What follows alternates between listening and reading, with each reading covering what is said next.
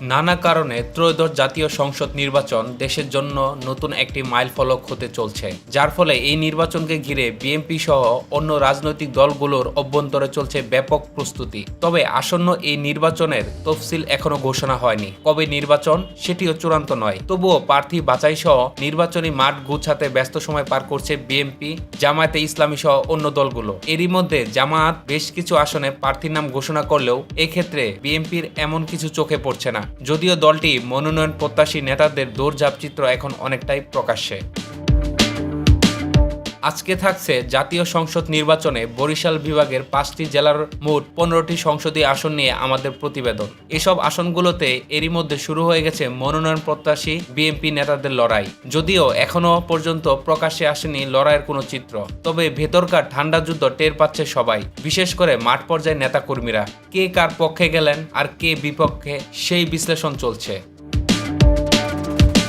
পটুয়াখালী সদর আসনে vice chairman Altaf Hossain Chowdhury এবং জেলা বিএনপি সদস্য সচিব স্নেহাঙ্গ সরকার কুট্টি। পটুয়াখালী 2 বাউফল এ মনোনয়ন চাইবেন সাবেক এমপি শহীদুল আলম তালুকদার, কেন্দ্রীয় সহ দপ্তর সম্পাদক মুনির হোসেন এবং কেন্দ্রীয় কমিটির সদস্য ইঞ্জিনিয়ার ফারুক তালুকদার। পটুয়াখালী 3 গলাচিপা দশমিনা আসনে দলের জাতীয় নির্বাহী কমিটির সদস্য হাসান মামুন ছাড়া তেমন কোনো শক্তিশালী মনোনয়ন প্রার্থী না থাকলেও জটিলতা বেঁধেছে গণ অধিকার পরিষদ নেতা ডাকসুর সাবেক ভিপি নুরুল হক নূরকে নিয়ে। জোটবদ্ধ নির্বাচন প্রশ্নে এখানে নূর মনোনয়ন পেলে কপাল পূর্বে হাসান মামুনের। পটুয়াখালী 4 কলাপাড়া রাঙ্গাবালী আসনে এখন পর্যন্ত বিএনপির একক প্রার্থী দলের প্রশিক্ষণ বিষয়ক সম্পাদক এবিএম মোশাররফ। ভোলা জেলার 4টি আসনের মধ্যে 2টিতে নিশ্চিন্তে আছেন জাতীয় নির্বাহী কমিটির সদস্য মেজর অবসরপ্রাপ্ত হাফিজ উদ্দিন। ভোলা 2 দৌলত খান বোরহান উদ্দিন ও ভোলা 3 লালমোহন বোরহান উদ্দিন আসনে এদের বিরুদ্ধে তেমন কোনো শক্তিশালী প্রার্থী নেই বললেই চলে। ভোলা 4 চরফ্যাশন মনপুরা আসনে মনোনয়ন প্রশ্নে মুখোমুখি সাবেক এমপি নাজিম উদ্দিন আলম এবং যুবদলের কেন্দ্রীয় সাধারণ সম্পাদক নুরুল ইসলাম নয়ন। ভোলা 1 সদর আসনে জোটের প্রার্থী হিসেবে মনোনয়ন প্রায় নিশ্চিত বিজেপি চেয়ারম্যান সাবেক এমপি ব্যারিস্টার আন্দালিব রহমান পার্থ।